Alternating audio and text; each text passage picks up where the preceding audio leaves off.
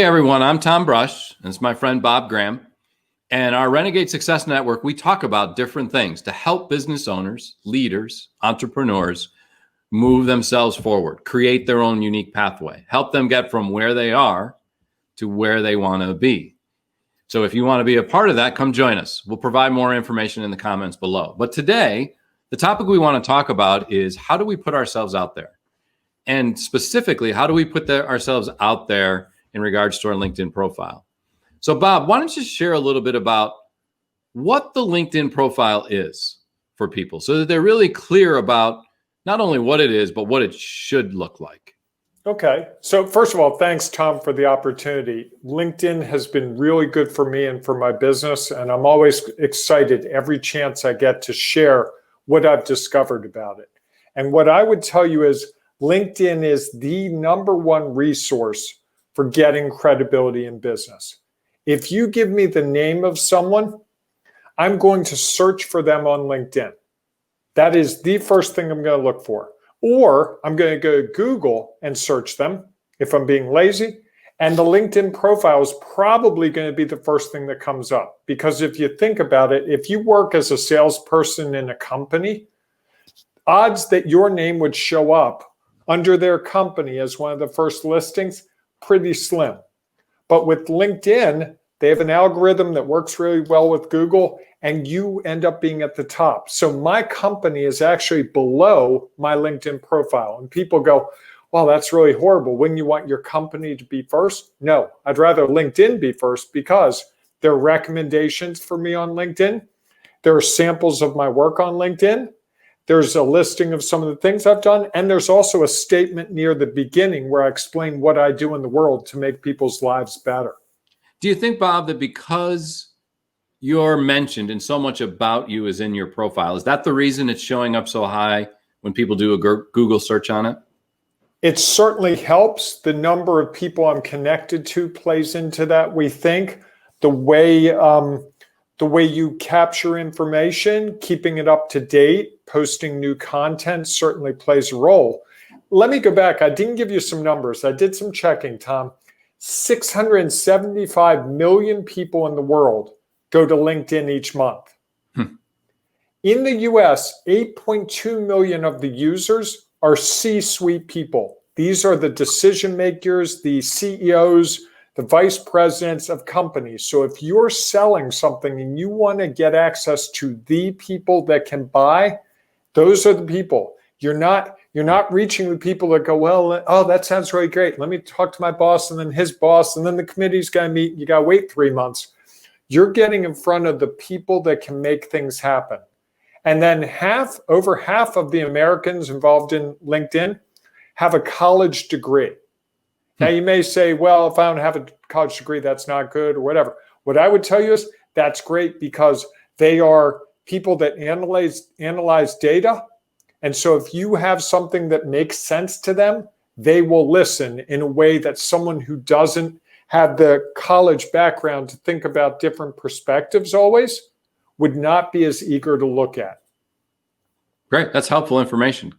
So talk about why it's important, right? So now we know a little bit about what it is and what it maybe should look like. Why is it so important that you are updating your profile?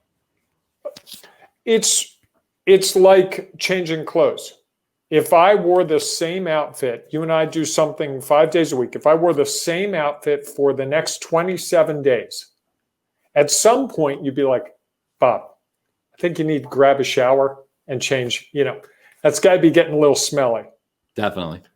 It's the same thing for us with our LinkedIn profile. If you are not constantly contributing to it, updating it, sharing what's going on, just scored a big contract with a new company, can't wait to service ABC company. You gave a great presentation today, had a great presentation to this group today, or really excited to go to this virtual event this afternoon. These are the types of things. You don't have to have a new book or have produced a film or something huge. It's just reminding people of what you've done. Because every time you post something, the odds of me seeing it go up infinitely higher because it's going to show up in my feed if I look at that feed. And so if you're contributing something every day, whether it's a quote, a photo, a really good article with some commentary, just a simple paragraph, you can really help people see that you're a thought leader. You're not just someone trying to take your giving back. You're saying, hey, I read this really good article in the New York Times today that talks about, what was the topic yesterday that I posted something on? How to manage stress in the workplace. Great article. Everyone's dealing with stress in the workplace. So I post on LinkedIn and say, hey, this article really spoke to me. I know I've been trying to manage stress. Hint number 3, I never thought about that before. Now you're encouraging people to look at that article and they're going to be like, wow, Bob's that guy who keeps posting really good articles. I got to check him out. I wonder what he does. Oh, wow, he helps companies. We got a little problem. I'm going to just send Bob a little LinkedIn message and see what's up. I don't even know if he's the right guy, but I'm going to check. That's the discussion we start to have. So one side of it is we validate, oh, Tom, you do work at this company. I see it on LinkedIn. Now I know more about you. But the other part of it is there are people who use LinkedIn as a tool to get the rest of us to think of them as thought leaders. Okay. Bob Berg, someone we both pay attention to. He's on LinkedIn, constantly talking about how the go-giver and that kind of stuff. And his content is really great. And I can like his content and also share it with my network if I agree with it. Right. So I'm being of service to people, but also at the same time, helping people realize how I see the world. Because I'm not going to like things that aren't, I'm not going to like the things I hate. Right. And over time, it'll be like, wow, boy, Bob really is a good curator of information. I've gotten opportunities to speak. I've got opportunities invited to networking events. I had until about 5 years ago, my biggest business contract came from someone who one person told another person about me, and the other person found me on LinkedIn, got my contact information from LinkedIn, called me at 4:30 on a Friday night and said, I have a contract that needs a small business consultant for it to go through. I need you to say yes or no by 6 o'clock. I'll send you the document right now. I'm like, this is a joke. It wasn't. Turned out to be a $3,500 gig, all because he vetted me on LinkedIn and saw that my recommendations, 2 of my recommendations, were people he knew. Okay. Oh, wow. If Bob knows those guys, that's it. And that's the other part. The connections I have on LinkedIn also helped me to be perceived a certain way. Wow. Oh, wow. Bob, I didn't know you knew that guy. Oh, let me ask you about Bob. Let me ask this guy about Bob. Okay. So it's doing all the things that we do in a good networking group or a good referral group electronically. And what I like to say to people is you can do it 24/7. During football season on Sunday night while they're playing the game, I'm doing my LinkedIn. Mm-hmm. I'm going in, I'm making some connection requests. I'm checking what other people are saying. I'm liking some posts. I'm looking at people that I really like their content. That's my way to do some work while I'm watching a Sunday night football game. Okay. So one other question that comes to mind is with COVID and some of the challenges that creates for people, especially for people who are trying to get out and network and engage. How has that changed the value of your LinkedIn profile? I think it's radically improved the value of your LinkedIn. I would say that in this place where it's very difficult to meet with people one-on-one, having a strong LinkedIn profile, making connection requests, following up with people, giving them information and resources to help them do things, very powerful right now because we feel so isolated. So I have 9,200 LinkedIn connections.